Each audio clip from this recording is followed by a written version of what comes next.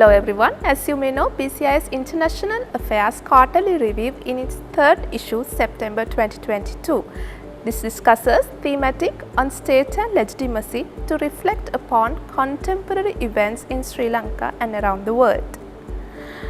We are extremely honored to be able to interview Professor Emeritus, Department of Political Science, University of Colombo, Professor Jayadeva Uyangoda, who has widely written and expressed his observations on the trends and dynamics of the state of democracy and state and legitimacy in many countries around the world.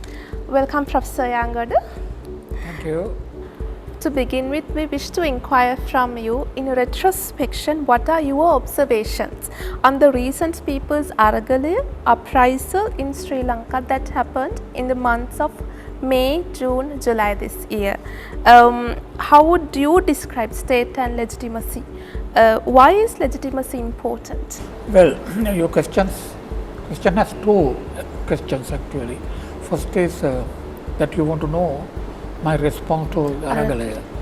So I describe the Aragalaya has two basic components. One is that it's a protest movement by the citizens of Sri Lanka. It's a protest against a number of issues like government's failure to meet the demands of the people for a better life, and government failure in managing Sri Lanka's public policy, governance, and challenges in economic development. So it's a protest against the failure of governance on the part of not only this government but also all the governments since independence, but primarily the Aragalaya focus on the failures of the government under the previous president. Secondly, it's also a social movement for change, reforms in the sphere of politics, governance, economic policy, and political institutions like parliament, the cabinet. So in that sense, it's a protest movement as well as movement for some fundamental reforms of Sri Lankan society, politics and economics. That's my basic assessment of the Aragalaya. And also Aragalaya is important because for the first time in Sri Lanka's modern history, citizens spontaneously and on their own came to the streets and came to Colombo actually to tell the government that they are extremely unhappy and disappointed and disenchanted with the way the country is being governed, and the citizens wanted some fundamental reforms. So in that sense, it's a historically important moment in Sri Lanka, because in the past citizens have not on their own demonstrated their the feelings, political feelings and disappointment and disenchantment with the government. So this Aragalaya has another significance. It took place outside the political parties and civil society organizations. That's why I called it a spontaneous citizens movement. The question of legitimacy, that your second question, actually is also to a great extent an issue that has been raised during the Aragalaya. And what is legitimacy? What is state legitimacy? I think that's a concept, that's an idea we have to have some clarity. Recently, during the past several weeks, this notion of legitimacy, in singular it's called Sujata Bhavya, was very much in the conversations among politicians as well as media people in Sri Lanka, sometimes among some citizens as well. But what is legitimacy? Legitimacy is not a legal concept, it's a political concept which refers to the public trust in the government, public trust in the state, and public trust in those who govern the country, in other words the ruling class. So it is very important whether a country is a democracy or not. No government, no ruling class can really continue to rule without the support of the citizens as well as without the trust of the citizens. When that trust is undermined or broken, it's very difficult for for any government or for any ruling class to rule, because people no longer trust the government and their rulers. And democracy particularly, people begin to express their disenchantment, express their anger with the government, and then that is a very clear indication that particular government has a very serious, legitimacy deficit in its relationship with the people. So we call it a legitimacy crisis. Actually, we noticed during the past several months, particularly since early this year, that Sri Lankan government under the then president was confronting an extremely serious, unprecedented, crisis of legitimacy. So it's very important for any government to realize that they are facing a legitimacy crisis and take immediate steps to restore public trust and public confidence. So do you think that Sri Lankans are embarking on a new political culture? Well, that's what the citizens have been demanding. You see, if you recall some of the demands by the Aragalaya movement, there was a key notion of system change. So the citizens wanted a change of the entire political system, constitutional system of government. And also people wanted a change in the political culture. In other words, people wanted a new political culture. But it's important to ask the question, why is it that the people wanted a new political culture? Because people, I think, very correctly see that existing political culture, what we call the dominant political culture, is corrupt. It's not sensitive to people's demands. Political class who are running the politics are also an extremely self-centered and selfish, group of rulers. So there is a kind of a very serious, crisis in the political culture in Sri Lanka. So people wanted the existing corrupt political culture to be replaced with a more democratic, people-friendly and citizen-friendly government and a set of rulers and also practices. When you say political culture refer to individuals who run the government, institutions as well as their practices and ideologies as well. So people are asking for a system change, demanding a system change in today in Sri Lanka. So we also had a change in presidencies over the last 2 months.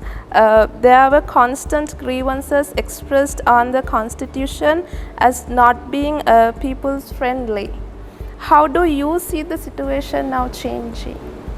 Actually, substantive change in the constitution and the overall structures and institutions of state has been there in Sri Lanka for the past several decades, in the late 1970s. I think soon after the 1978 constitution was adopted, there were demands by almost all political parties, trade unions, students, to change this executive presidential system for the simple reason that it created extremely centralized system of government and constitution, which allowed one particular person as the president to concentrate huge amount of political power into his or her own hands. It was actually very clear deviation from the system of parliamentary democracy that Sri Lankan citizens have been used to. So the demand even now is to change the executive presidential system and reform it radically, and perhaps bring a parliamentary system of government back, but with checks and balances and with a system where rulers are and bureaucrats, officials are accountable to the people, elected representatives are also accountable to the citizens who elect them, right?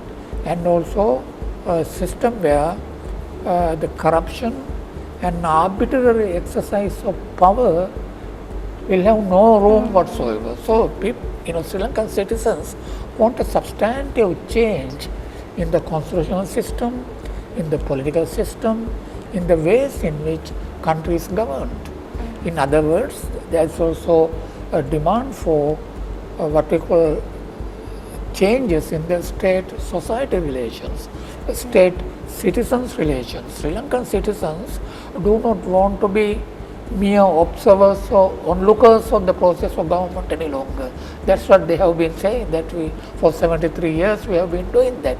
We are no longer there to be mere onlookers or observers of what these people after getting elected doing. Right? So what is the best course for the youth to take in a struggle where the constitution of the state and its legitimacy are being questioned? I think already, the young people in Sri Lanka, university students and others, also the people of my generation, older generation, they have actually joined together to demand a fundamental change in the political system and also economic and social system. They are demanding those fundamental changes. That's very important. And they have also come out with certain ideas.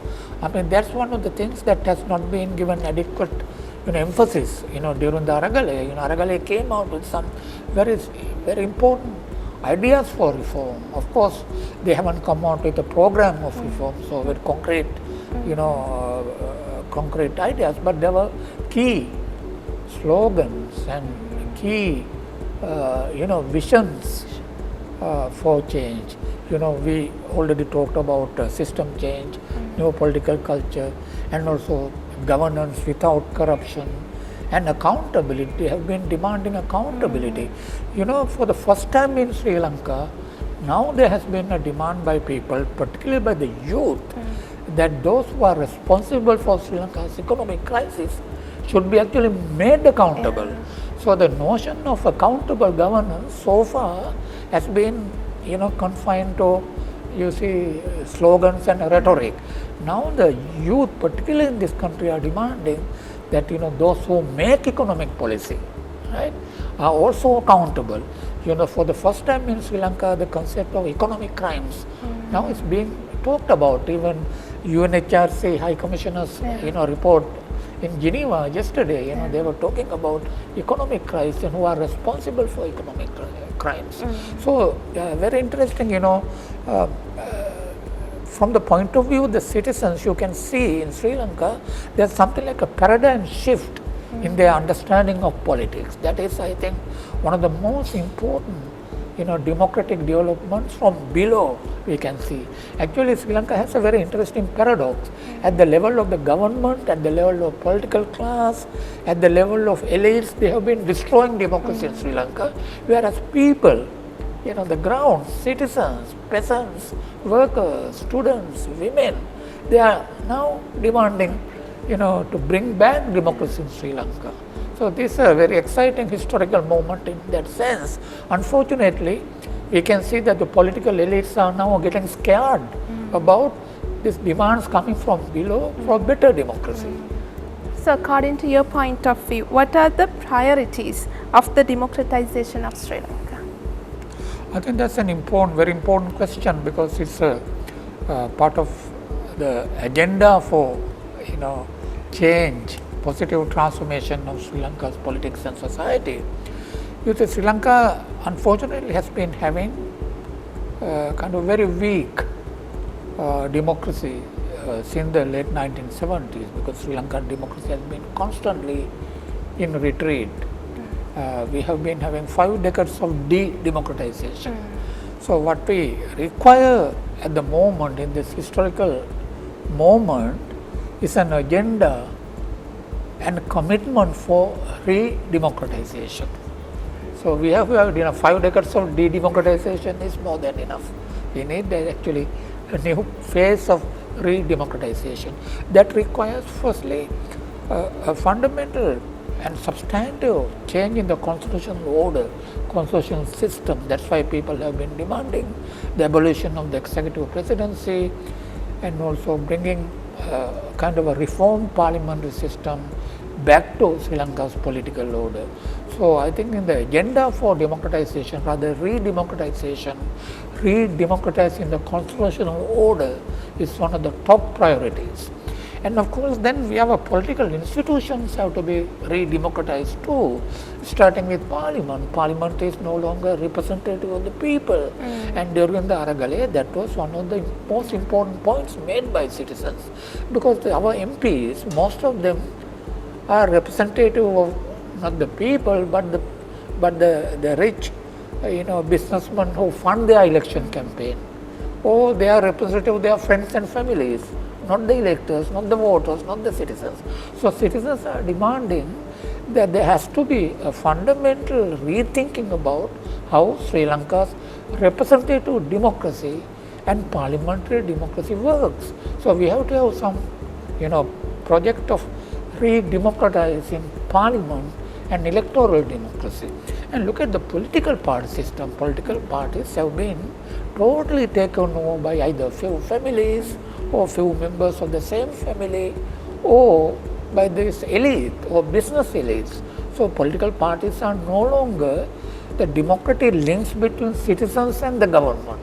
Right? So we have to democratize political parties, and political parties don't have internal democracy, and women are not represented in political parties. Political parties basically male elite clubs.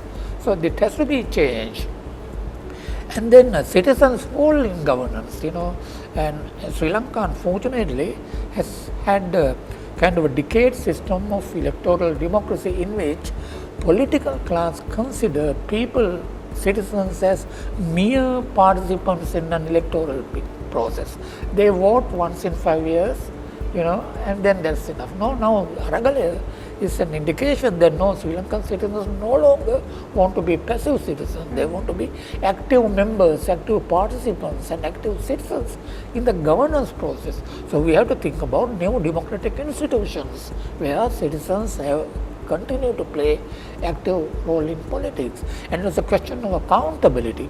Actually, democratic governance is fundamentally and at an elementary level is decision making and exercising of power with a sense of accountability.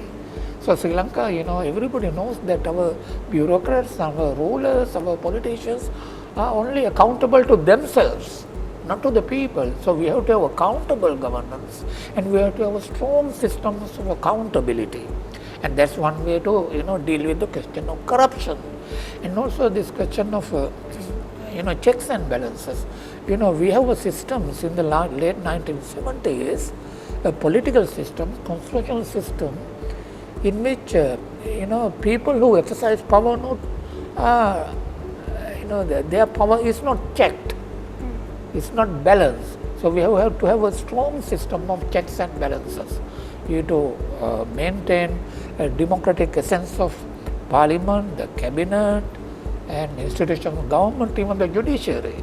Judiciary, people, there's a great deal of concern among the citizens about the way this Sri Lanka system as a whole works, and law enforcement agencies, they are no longer protectors of the people.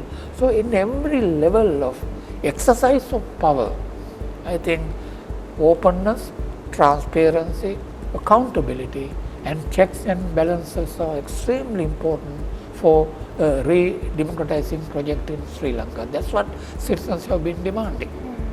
Now, unfortunately, even some of these demands are being seen with suspicion at the moment, almost like, these are kind of, demands that have an element of treason, So that's why this even political activism is being criminalized these days. Political protest is being criminalized.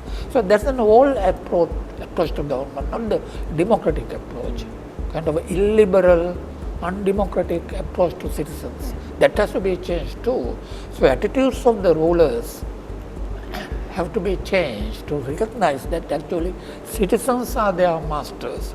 That is why during the past 2 to 3 months, you may have noticed that citizens are demanding that their sovereignty should be recognized by the governments and rulers. People are saying that we are sovereign, we are we own the political system of political power. So citizens are saying, so they are kind of invoking the political theory of sovereignty actually. And ordinary people may not have read any books in political theory, but out of sheer experience, negative experience with Sri Lanka's various ruling classes, the citizens have decided now they have to reclaim sovereignty. So that is extremely important for the restoration of democracy in Sri Lanka. Okay, thank you very much, Professor. So lastly, people have been talking about crises in Sri Lanka, and some people say there is more to come. Crisis is not over. So what is your opinion on that? Well, Sri Lanka has a crisis which I think is multidimensional, although people are focusing only on the economic crisis. What are these dimensions? I think economic crisis is only one aspect, but unfortunately people are also talking only about the financial crisis or dollar crisis, and people don't realize, for people in the sense that the government, economists and politicians, they focus excessively on the foreign exchange crisis or dollar crisis or financial crisis. In my understanding, that's a manifestation of a larger economic crisis. Sri Lanka's present economic model itself is in crisis. You see, there's a very huge, very significant, dimension in that economic crisis, and the financial crisis is only one aspect or one manifestation of that. Then there's a social crisis, I think we don't talk about, Sri Lankans don't talk about the social crisis, except that people are experiencing the social crisis in their everyday life. There is a huge failure on the part of the government to ensure that people, citizens, get the basic needs. There's a massive level of inflation, food prices are going up. It's about, food inflation is like 80% the rate, and then because of the very high prices and unbearable cost of living, people are reducing food consumption. Even there are international agencies who are reporting that over 6.5 million people are even finding it difficult to have 3 meals a day. There's a massive level of malnutrition among children, according to UNICEF. But I think among the elders as well, I know a lot of people, a lot of families, even middle class families don't have 3 meals a day. They skip their breakfast because they can't afford to have 3 meals a day. So there is a huge degree of deprivation except for the very rich elite. Even the middle classes, not only the poor but also middle classes are also going through this period of acute deprivation of basic needs. Then that also has led to, I think this has, we saw the signs of it even last year in 2020. There's a social, kind of a despair.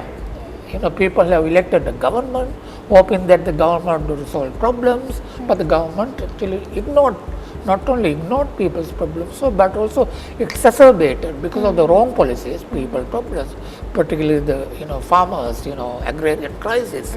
So there's a social anger in society. You can see people are angry now. There's a sense of despair. People are living in desperation. That's what we call social crisis. And that will eventually lead to a great deal of social unrest.